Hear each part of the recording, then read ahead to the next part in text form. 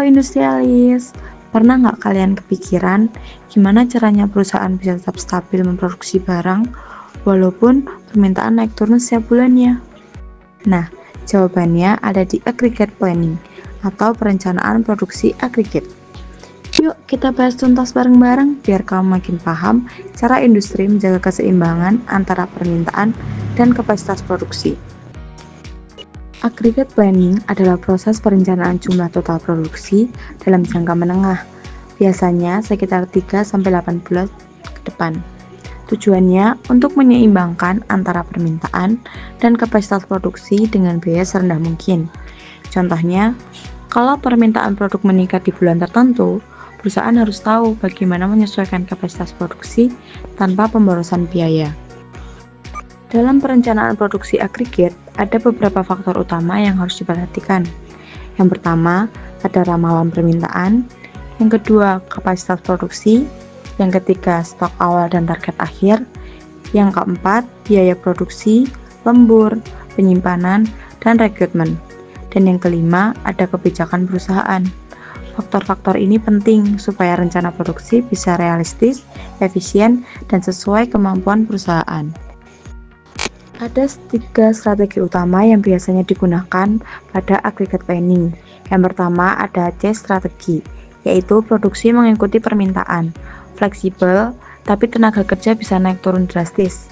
Yang kedua ada level strategi, yaitu produksi stabil tiap periode. Yang ketiga ada hybrid strategi, gabungan keduanya, lebih fleksibel, tapi butuh perencanaan yang matang.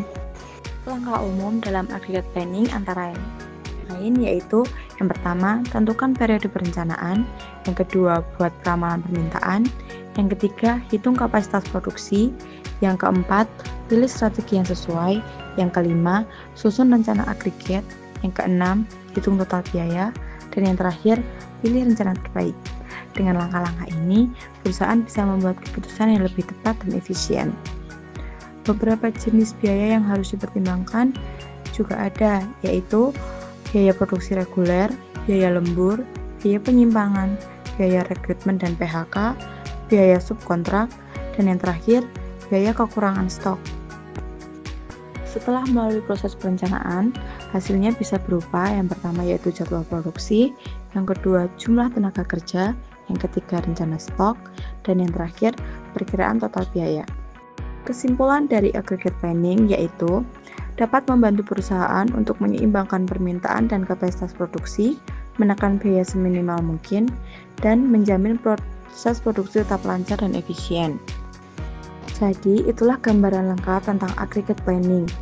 Strategi penting agar produksi perusahaan tetap terkendali meskipun permintaan berubah-ubah. Terima kasih. Sampai jumpa di Unity Spotlight selanjutnya. Tetap produktif dan terus berpikir efisien industrialis. Di sini aku ingin buka usaha